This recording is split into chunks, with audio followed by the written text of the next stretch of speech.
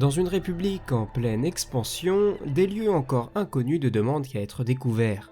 Cependant, ces territoires encore inexplorés sont difficilement accessibles, et c'est uniquement grâce à l'intervention de courageux explorateurs que ceux-ci peuvent avoir l'opportunité de voir leur monde s'agrandir miraculeusement. Mais avant cela, faisons un petit retour en arrière, et plus précisément aux alentours de l'an 7003. À cette époque-là, les Jedi étaient divisés en deux camps, les membres de l'ordre et ceux qui en avaient été bannis suite à leurs expériences jugées contraires aux principes des Jedi. Ces derniers continuèrent à expérimenter leur alchimie et réussirent à créer des monstres terrifiants tels que le Léviathan. Durant plusieurs milliers d'années, le conflit opposant ces deux groupes est dévastateur et les pertes sont extrêmement nombreuses des deux côtés. Ces Jedi exilés, que l'on appelait également les Jedi Noirs, combattent courageusement lors d'un ultime barreau d'honneur sur la planète Corvos. Totalement vaincus, le leader Ajun Tapal et ses acolytes sont condamnés à l'exil.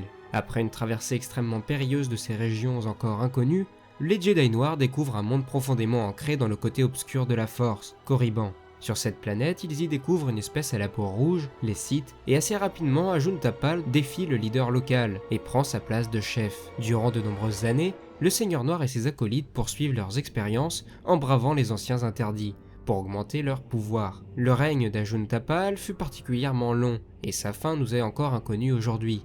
Mais il fait sans nul doute que ces traditions instaurées par ces Jedi Noirs au Sith ont perduré pendant plusieurs centaines d'années. Et c'est là que nos histoires se rejoignent. 2000 ans après l'arrivée d'Ajun Tapal et de ses camarades, Korriban reste encore et toujours un monde totalement inconnu pour la République. Il en va de même pour les Sith vis-à-vis des mondes républicains.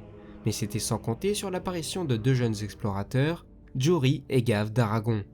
Leur route, appelée désormais la piste d'Aragon, leur permet d'accéder directement du noyau profond à l'espace Sith. Une fois sur la planète, les deux humains se rendent compte que suite au décès de l'ancien leader, Marka Ragnos, deux seigneurs sont rentrés en conflit pour acquérir le trône.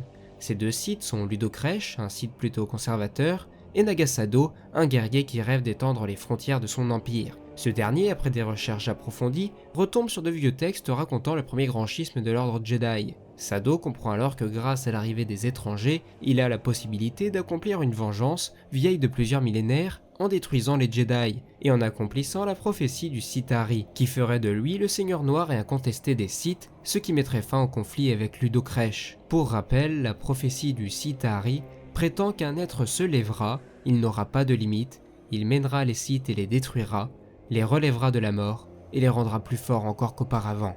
Sentant les choses en train de mal tourner, Ludo Kresh lève une armée dans la hâte, mais ses troupes sont aisément repoussées par Sado, qui en profite pour prendre le titre de Seigneur Sith grâce à l'appui qui lui est apporté par le peuple et par le Conseil Sith. Du côté des étrangers, Gav est devenu le nouvel apprenti du Seigneur Sith, tandis que Jory s'est enfui à bord de son vaisseau pour prévenir les républicains.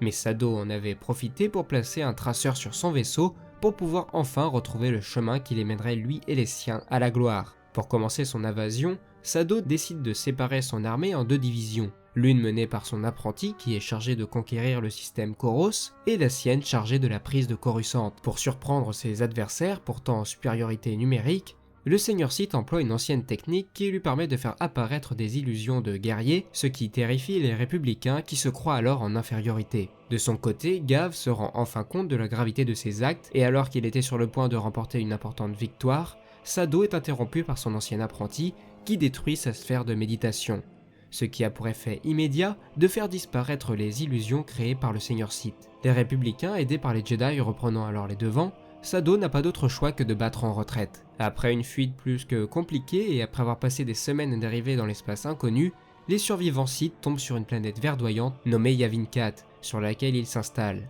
Nagasado fait alors bâtir des temples en son honneur en attendant que l'Empire Sith puisse un jour se relever. 600 ans plus tard, en l'an 4400, un jeune homme naît sur Onderon, Fridon Nad.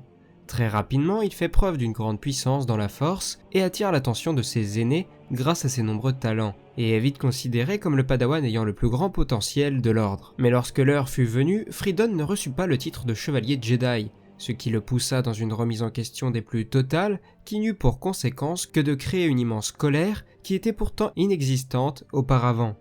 À la suite de cet événement, Nad rentra dans une colère noire, blessa son maître, s'autoproclama chevalier indépendant et se promit de devenir le plus grand Jedi qui n'ait jamais existé. et qu'il ne répondrait de ses actes devant aucun ordre quel qu'il soit. Après cela, les recherches de Freedon le menèrent jusque sur Yavin 4 où il fit la rencontre de l'esprit de Nagasado qui lui enseigne les formes de combat Sith mais également la magie noire. Une fois prêt, Nad entrepose toutes ses connaissances dans un holocron et met un terme à l'existence de l'esprit de Nagasado en le détruisant. Par la suite, et après avoir retrouvé l'holocron Sith du légendaire roi Hadas, Nad retourne sur sa planète d'origine, Onderon, en vue de la conquérir. Une fois cela fait, il convertit le peuple au culte Sith par la violence et par la cruauté, et un siècle plus tard, sans que l'on ne sache pourquoi ni comment, le règne du Seigneur Sith se termine avec la mort de ce dernier. En l'an -4000, l'ordre Jedi envoie son chevalier le plus prometteur, Ulic Qel-Droma, sur le dangereux monde d'Onderon pour mettre un terme à un conflit local, opposant la reine Amoana aux chevaucheurs de bêtes. Suite à une investigation rondement menée, Ulic découvre que le spectre de Freedon Nad habite encore les lieux. Les Jedi unissent alors leurs forces pour le défaire, mais l'esprit du Sith réussit à s'en sortir sans manquer de menacer le jeune Jedi qu'un destin funeste l'attend. 3 ans plus tard, un autre jeune prodige fait son apparition parmi les Jedi, Exar Kun. Ce jeune homme prétentieux prétend pouvoir comprendre les arts Sith maintenant qu'il sait déjà tout sur les Jedi, mais malheureusement pour lui, cette quête dévorante du savoir le pousse petit à petit à franchir la barrière de la Force qui le mènerait aux ténèbres les plus obscures. Le nouveau Sith s'établit dans les anciens temples Massassi de Yavin 4 et entreprend de corrompre certains de ses anciens camarades Jedi.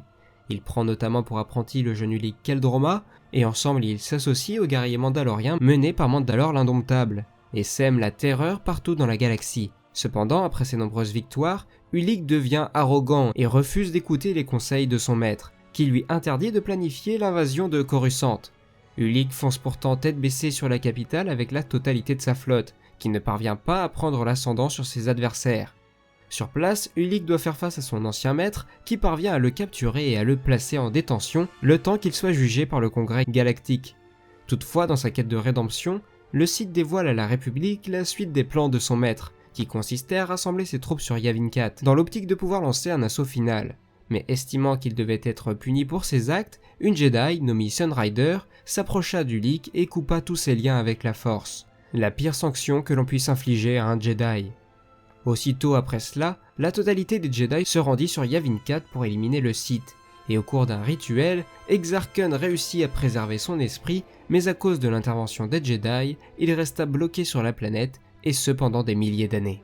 Des années plus tard, Ulic finit par trouver une planète reculée sur laquelle il peut se recentrer sur lui-même mais également sur la Force. Malheureusement, ce calme est vite troublé par l'arrivée impromptue de Vima Sunrider, la fille de Nomi, la femme qui avait puni Ulic 10 ans plus tôt. Cette dernière était venue le quérir car elle souhaitait qu'il la prenne pour apprenti. Après une longue période d'hésitation, l'ancien Jedi finit par accepter. Alors que la rédemption semble être enfin accomplie, Ulic est frappé d'un coup de blaster dans le dos par Ogon, un homme qui jubile à l'idée d'avoir été celui qui aurait abattu un seigneur Sith. Cependant, malgré son absence de lien avec la Force, Ulic part en paix, et son corps disparaît, ne laissant derrière lui que son uniforme. Des millénaires durant, l'histoire du valeureux Ulic Qel-Droma est chantée et enseignée. Cette vidéo est à présent terminée. Si vous voulez en savoir plus, la quasi-totalité des événements que je vous ai présentés sont narrés dans la série de comics La Légende des Jedi, qui a récemment été rééditée chez Delcourt. Vous pouvez bien sûr également vous procurer l'Atlas Galactique de Star Wars, qui vous présentera une version simplifiée de ces événements. Commentaires, et n'hésitez pas non plus à me faire des suggestions pour améliorer au maximum cette série. Je tiens également à remercier les différents tipeurs qui me soutiennent sur Utip, merci à vous. Et enfin moi il ne me reste plus qu'à vous dire à la prochaine, et que la Force soit avec vous.